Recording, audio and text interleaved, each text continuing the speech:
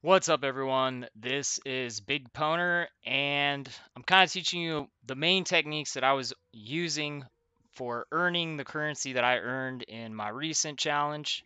I failed at it, but I got up to 67 exalted orbs. Um, One of the biggest things that you have to know how to do is you have to know how to craft maps, and be good at it and efficient at it. You'll see how I have this map here, and actually that one should be there. Um, I have an inventorying system for crafting maps. Why do I have an inventory system for crafting maps? I have to know what's on each map. I have to have maps ready. I have to do maps in large amounts because unless I have enough good maps for a section, I can't efficiently farm. Um, so first I'm going to show you how I would craft maps. I came to here and I was like, I got 6 maps that are ready for crafting. Um, Obviously, it's kind of going to jump around. Like, here's another section I got maps ready to craft. I'm low on maps right now because I did that delve project. I wasted a bunch of good maps. So I'm kind of in a process of, restocking this. This is what an area that I've just set up for. And I'm going to use this area as an example. For my maps, based on how they turn out, after I do the process, I'm going to show you the process. I organize them so I know what they are just by going to them. So if I have, if I've got, a mediocre set of sextants that I'm just going to be burning, I ain't going to be using my dope juiced up maps for that sextant farming. I'm going to be like, this is a mediocre thing. I don't ever waste sextants. And I'll explain to you why I don't waste sextants. But say I've got mediocre sextants, I'm gonna come here. I'm gonna be like, all right, I want to burn up some of these crappy maps because the sextants really aren't that good. But I'm not gonna waste my sextants. I don't ever waste sextants. But I'm gonna save these really dope maps. And how do I know what these dope maps are? It's all in my crafting. So I have this set of maps. I got 4 gray maps and I got 2 unID'd um, rare maps that have no quality. That's how they dropped. So for starters, I'm going to ID these, and then I'm going to scour them. Why do we scour them?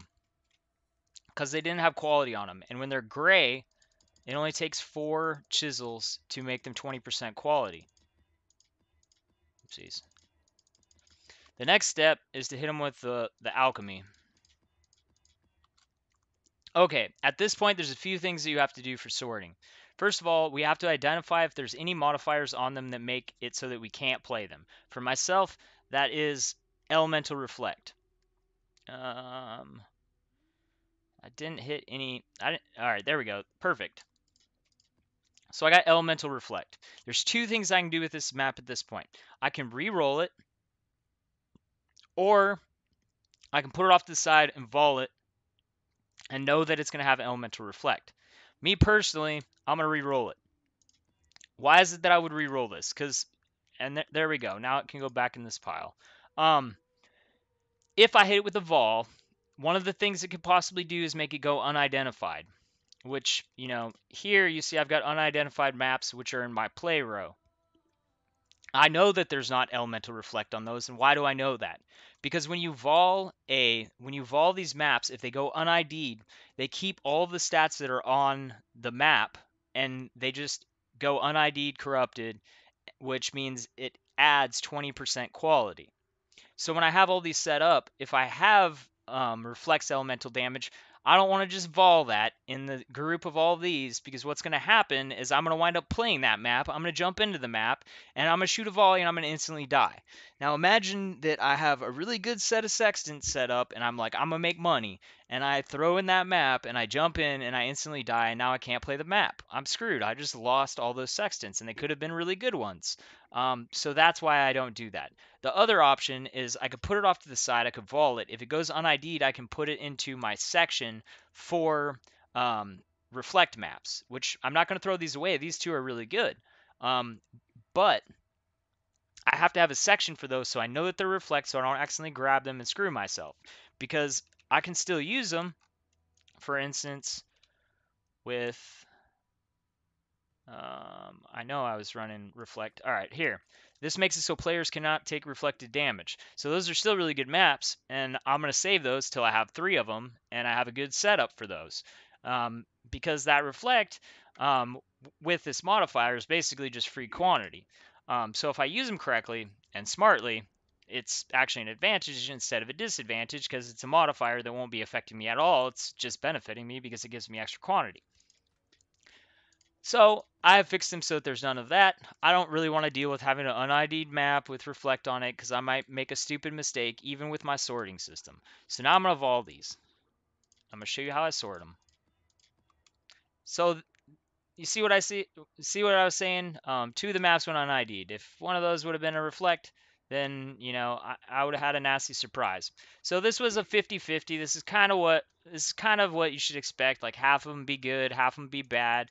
I re-rolled on the last one because I got really lucky, and like 7 out of 8 of them were really good, and that's just not really realistic. Sometimes that will happen. Sometimes they'll all be crap, but that's why I roll in large quantities so I can actually get like sets of maps. So now what I'm going to do is I'm going to go sort them. 70% on the other side of 60, 60. I'm just organizing them.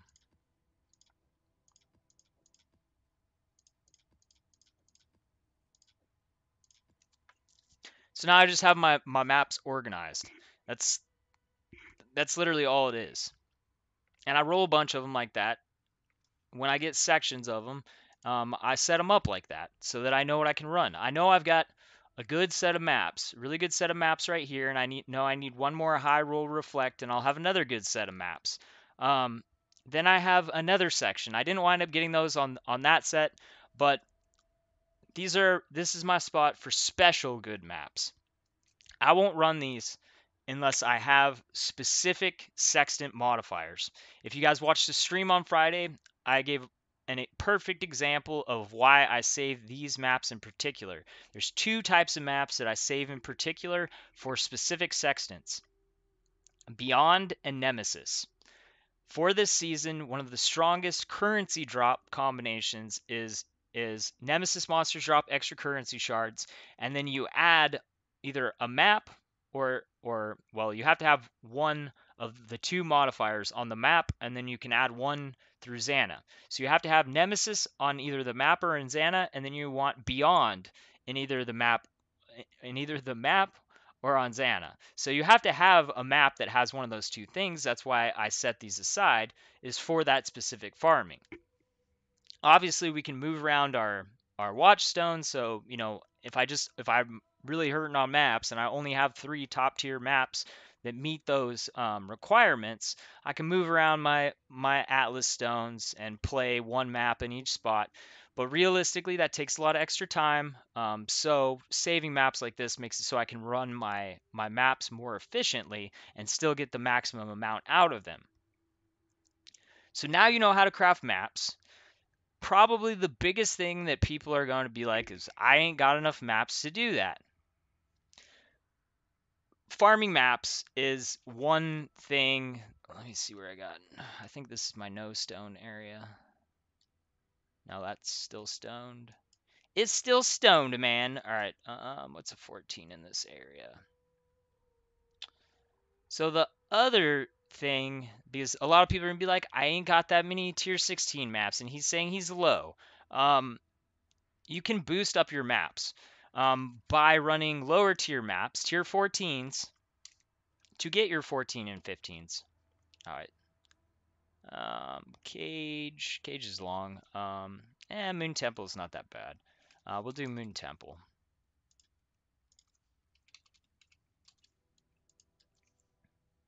So for this is a little bit different. I'm obviously not going to be using sextants on tier 14s. Why? Because the drops just aren't as good.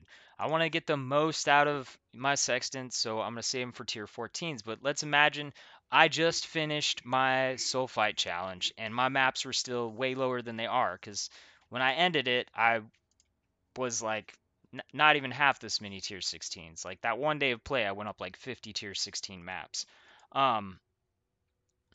So for this, I ain't even gonna be chiseling. All I'm gonna be doing is alking. I want to invest the most in the most profit, the least, and the least profit. I'm actually going to re-roll this because I don't want to play temp chains. And then it gives me elemental reflect. All right, well, it's got beyond. It's a runnable map. So, speed running tier 14 maps is nice. Why? Because we have chances to get tier 15s and tier 16s. Plus, speed running these maps, like if you're like, just saw my other video and you're like, I ain't got like any masters and I'm low on maps. Well, then you know what you should be doing? You should be doing this. Run the tier 14s, run them really fast. Why? Because you can get tier 15 and tier 16 maps, and every boss you kill gives you a 50% chance to give you a master. So you can save the masters for the tier 16 maps where you can cash in like I was cashing in. You're still going to have a chance to get good stuff. You're still going to get the chance for the legions, you're still going to get the chance for the blights. You still have a good chance to get the good stuff. The difference is when you're doing a tier 14 not juiced up, you just want to do it quick. And you just want to get the most you can out of it as quickly as possible. I'm basically just, going for a boss kill. Clear as much as I can as quickly as possible.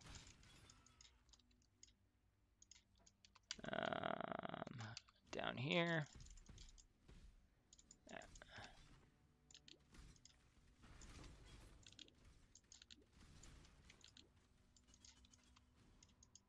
Boss kill.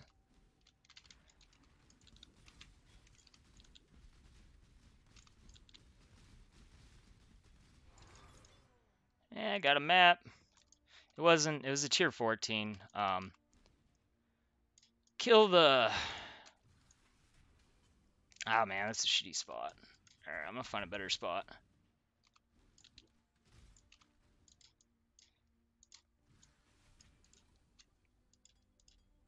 Also, this stocks up Metamorphs. Metamorphs are like bonus round, like speed bonus rounds of currency. So, and you don't have to be doing sextants and all that stuff to get those bonus rounds. He actually wants to fight me. I wasn't paying enough attention. We got beyond boss. All right.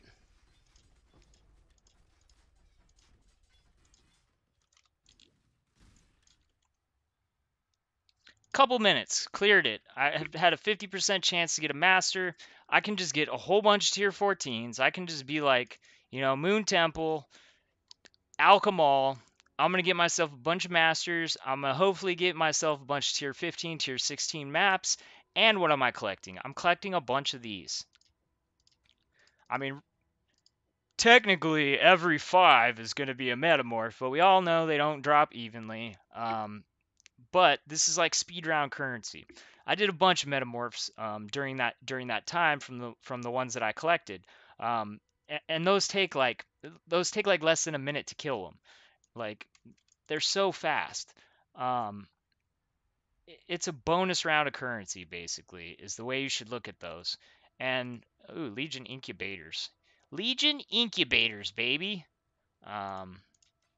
Let's look at how fast we can kill these. And then the one we got a ton of.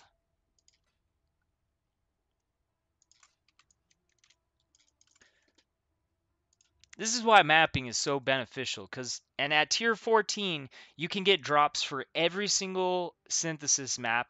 You get your pieces for this, you get your chance for your blight, you get chances for everything. Like even if you're not at a place where you can run everything super fast, you have drop chance for all the guardian maps.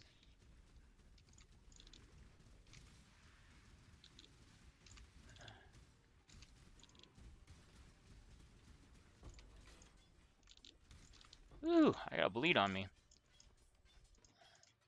Bam, look at that. What did that take me, like 20, 30 seconds to kill that? That's what I'm talking about. Bonus round currency. If I sold my stack decks, and we got a bunch of fossils, people were like, how you got all those fossils if you ain't ever doing, if you weren't ever doing Delve?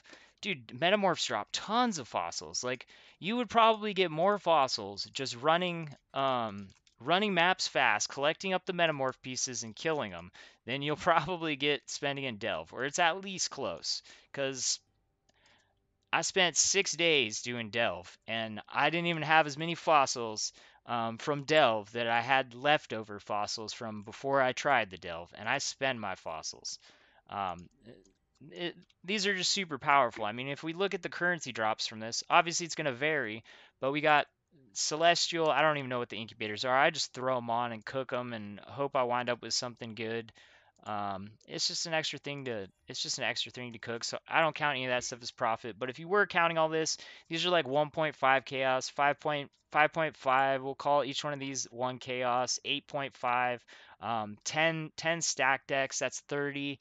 38 and a half. I mean, if you're counting all this little stuff, fragments, probably like 50 chaos in like 1 minute. If we add that to each map, average, this would have added, 10 chaos to each one of my maps. Um, oopsies. um, and obviously, the metamorphs vary on what they drop, how beneficial they are. Obviously, I've said it before. I'll say it again since I use this as a demonstration. Don't be coming back every time you got one. I normally wait till I have at least three. I do 3 to 6 of them at a time. They just changed the metamorphs. It's really annoying that it takes, like, the currency stays in there, like all these extra drops. Like, I can leave here and then go back here and all of this stuff's still sitting on the ground. So I ain't saving up 20 of them or 15 of them to do them, because it actually makes it hard to do, because you wind up with a bunch of crap on the ground that's just making you resort through the same stuff. So I'd say like 3 to 6 of them. Hop in here real quick, do your speed round kills, which is like put 3 sets in your inventory, kill 3 sets, collect your good stuff, hop out, grab your other 3, hop in, kill those 3, and then go back to mapping. This is another one of the main things that I was doing during that time. Speed killing maps. I wasn't doing tier 14s. I'm gonna be honest with you. I'm past doing tier 14s. But everyone is at a different place. That's why I'm giving you guys this optional method, because I know not everyone is able to speed clear tier 16 maps or do juiced up tier 16s.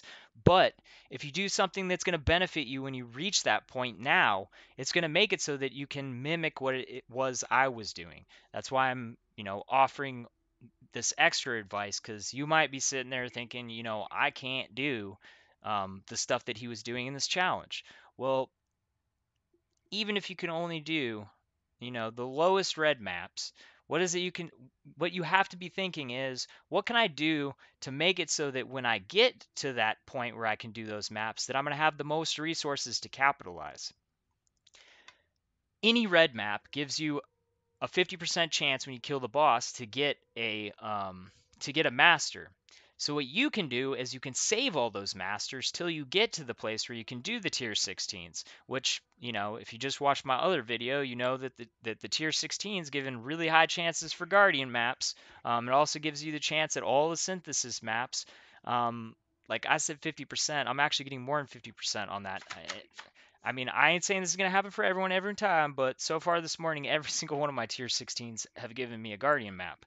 Um, so, and that wasn't my experience 2 days ago when I did the 24 hours. I was getting above 50%, but it wasn't as good as it is today. What I'm saying, though, is it's a good chance.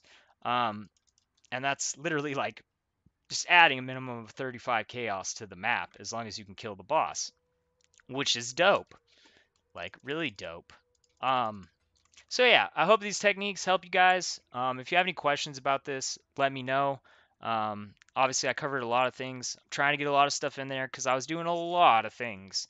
And combining all of them, and so that's why I broke it up into different videos. Hope this helps you guys. Peace.